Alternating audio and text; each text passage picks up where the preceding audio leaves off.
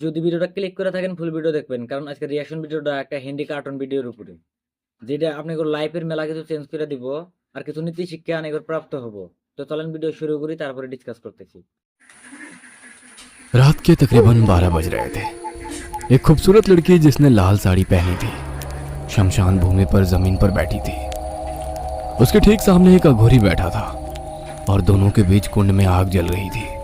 नताशा, एक बार सोच लो, करने पेशाब सिद्ध होने के बाद तुम्हारी हर ख्वाहिश तो पूरी कर देगा, लेकिन बाद में तुमको बहुत कष्ट झेलना पड़ सकता है। मेरे शराबी पति से तो अच्छा ही होगा जो हमेशा मुझसे पैसे मांगता रहता है। ठीक है, ये ले, इस झोले को पकड़। उसने नताशा को एक झोला दिया। इसमें क्या है बाबा? इस झोले में पीपल पेड़ के 381 पत्ते हैं। तुझे रात के 11 बजे से हर एक पत्ते पर कर्ण पिशाच प्राप्ति मंत्र पढ़ना है। एक एक पत्ते पर पढ़कर उसको झोले से बाहर जमीन पर निकालते रहना।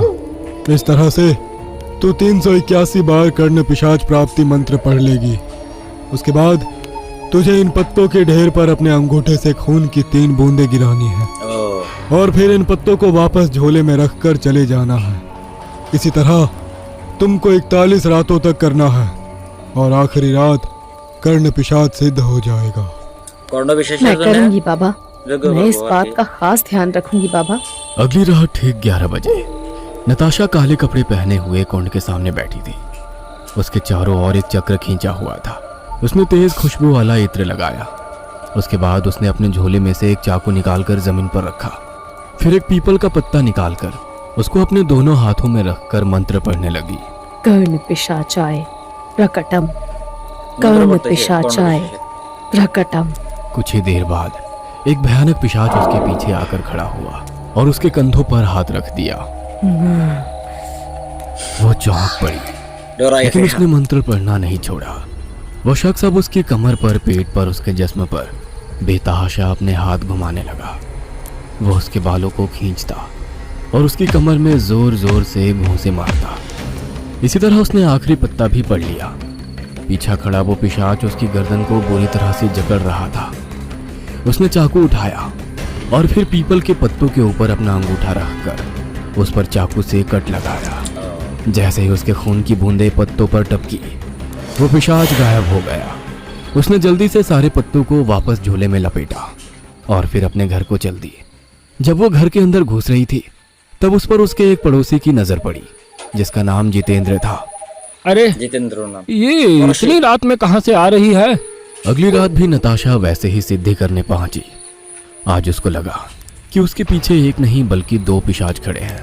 उठ जा, इस घेरे से बाहर निकल जा, कर्ण पिशाच तेरी जिंदगी बर्बाद कर देगा। वो उनकी बातों को नजरअंदाज करती रही और मंत्र जाप करती रही। इसी तरह अब 40 रातें गुजर गई और आज आखिरी रात थी। आज नताशा के पीछे एक चुड़ैल खड़ी थी। उसने अपने हाथ में एक बारीक सुई ले रखी थी। वह बार बार उस सुई को नताशा के शरीर में चुभा दी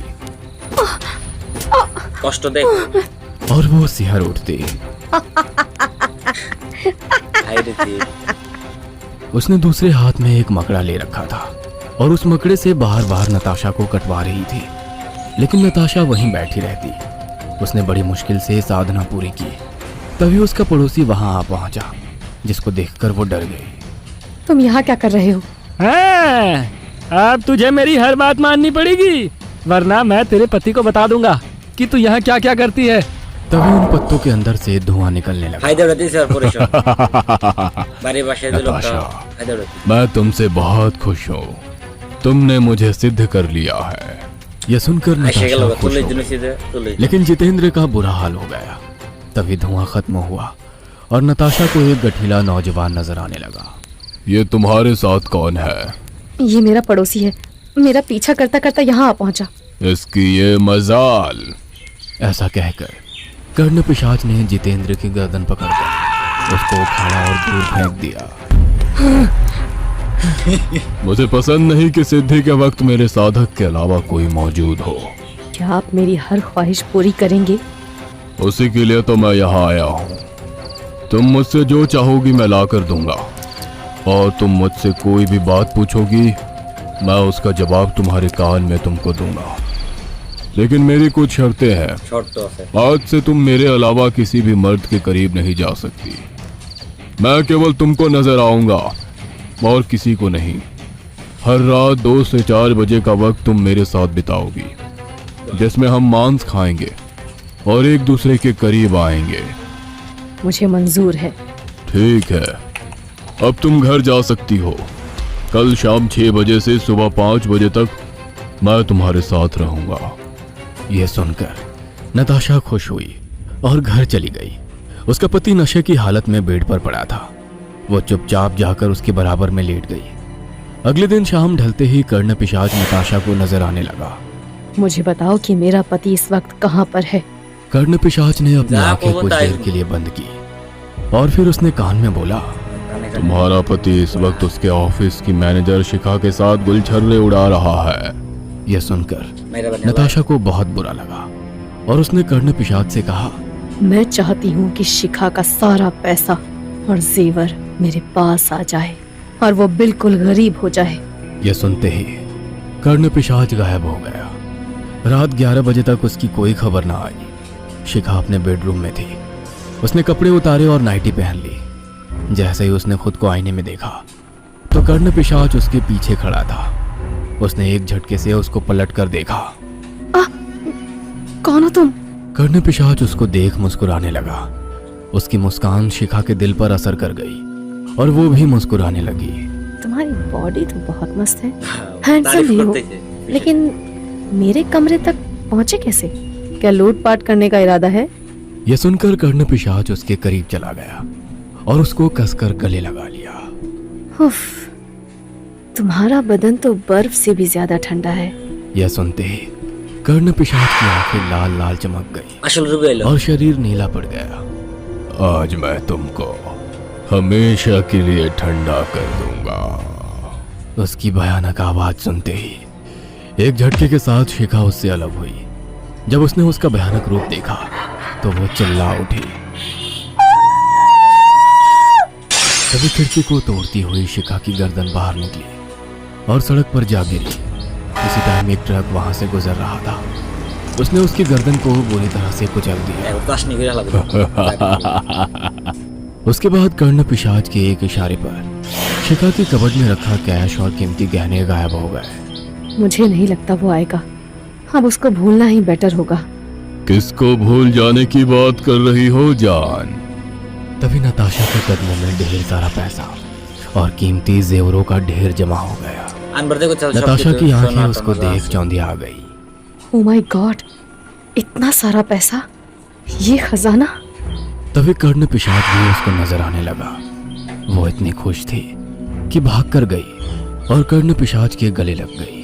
थोड़ी देर बाद ही कर्ण पिशाच उसको लेकर बेड पर गिर गया और कमरे की लाइट बंद हो गई। सुबह जब वो उठी तो कर्ण पिशाच जा चुका था।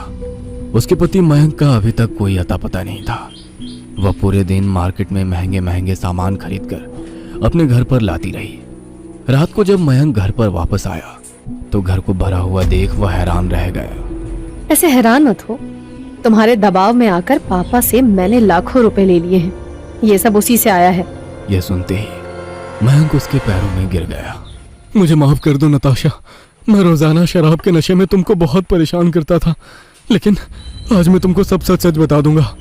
ये कहकर वो खड़ा हुआ और बोला, मेरी मैनेजर शिखा ने एक दिन मुझे शराब पिलाकर मेरी अपने साथ कुछ फोटोज क्लिक करवाई थी।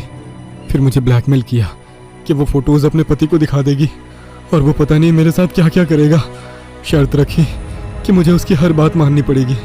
इसीलिए ऑफिस के बाद वो रोजाना मुझे एक होटल रूम में ले जाती और मेरा इस्तेमाल करके मुझे खूब शराब पिलाती थी और मुझसे कहती कि मुझे घर जाकर तुमसे झगड़ा भी करना पड़ेगा। इसलिए आज तक जो कुछ भी हो रहा था उसके लिए मुझे माफ कर दो। कल रात उसकी मौत हो चुकी है। अब मुझे ब्लैकमेल करने वाला कोई नहीं है। ऐसा कहकर उसने नताशा को गले लगा लिया। नताशा की आंखों में आंसू आ गए।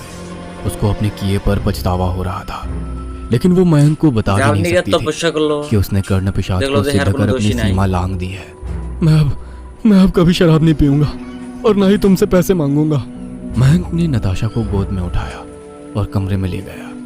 उसके बाद दोनों ने प्यार भरे लम्हे गुजारे। वो एक दूसरे के करीब आ रहे थे। कर्ण पिशाच दूर खड़ा उसको देख रहा था। नताशा को उस पर जरा भी ध्यान नहीं था, लेकिन कर्ण पिशाच की आंखों में खून उतर आया था। सुबह कोई नताशा के चेहरे पर हाथ फेर रहा था। नताशा ने उस हाथ को हटाते हुए कहा, छोड़ो ना मयंक, अब तो सोने दो। ये मयंक नहीं, मैं हूँ नताशा, तुम्हारा कर्ण पिशाच। यह सुनते ही नताशा नींद से जागी और इधर उधर नजरें घुमाकर बोली, मयंक, मयंक कहाँ है? अपने ठीक पीछे देखो जान। यह सुनकर नताशा ने झट से पीछे देखा तो सामने का मंजर देख उसके रोंगटे खड़े हो गए। दीवार के एक कोने पर मयंक का सर और दूसरे कोने पर उसका कटा हाथ लटका था।